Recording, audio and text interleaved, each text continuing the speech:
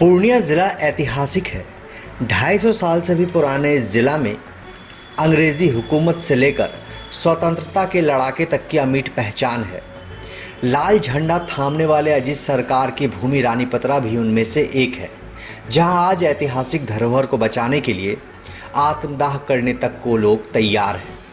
पूर्णिया के रानीपतरा स्थित सर्वोदय आश्रम, जहां गांधी और विनोबा भावे आए थे, जिस आश्रम में पूर्णिया की धरोहर बसती है और जहां से आज भी मैराथन शुरू होकर पूर्णिया की गौरव गाथा लिखती है, वो सर्वोदय आश्रम आज माफियाओं के चंगल में है।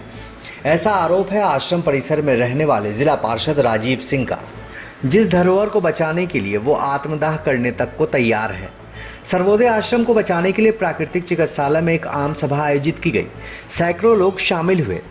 इस सभा के माध्यम से सर्वोदय आश्रम की एक समांतर समिति गठित करने का प्रस्ताव रखा गया।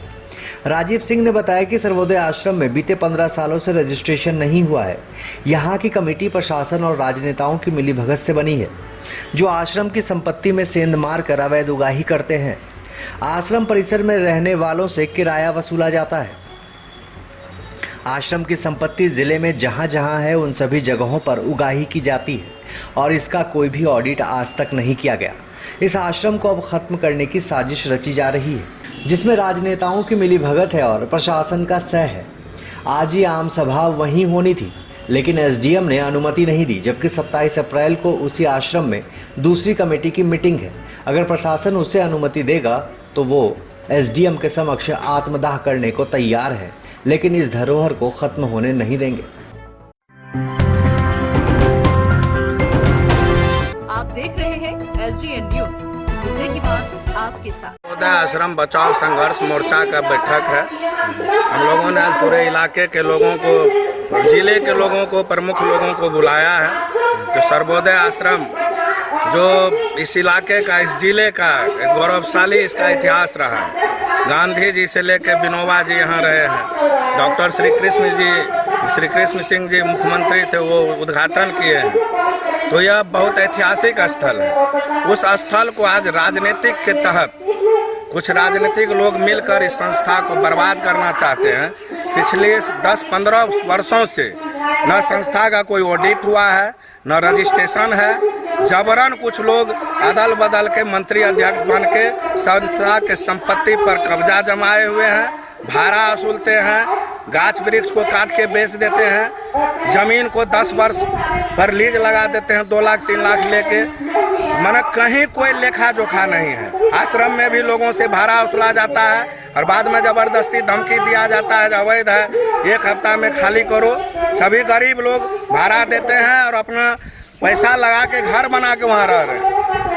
गांधी सर्किट बनाने के बाद गांधी सर्किट का अभी तक कोई लेटर नहीं, और संस्था के पास बहुत जमीन खाली पड़ी है जहाँ बड़ा 10 गांधी सर्किट बन सकता है। लेकिन अभी तक सिर्फ ये लोग राजनीति कर रहे हैं, लूट खसोट करने का काम करते हैं। उसी के विरोध में हमने आज यहाँ मीटिंग रखा है और आज एक समानांतर कमेटी का गठन होगा, जिसमें सभी लोगों को समुचित भागीदारी, दलित, आदिवासी, अल्पसंख्यक समाज के हर वर्गों को ध्यान में रखते हुए हम भी आज एक कमेटी का निर्णय लेंगे। और हमारे कार्यक्रम पर एसडीओ साहब रोक लगाए हैं। मेरा मीटिंग आश्रम में नहीं होने दिए, जबकि मेरा निवास स्थान है वहाँ। हम लोग 40 साल से उस कैंपस में मेरा निवास है। तो मैं क्या, कौन सा संविधान में यह लिखा हुआ है आप अपने निवास में मीटिंग या बैठक नहीं कर सकते हैं? हमने कानून का सम्मान किया। 27 को उस कमेटी का भी बैठक है।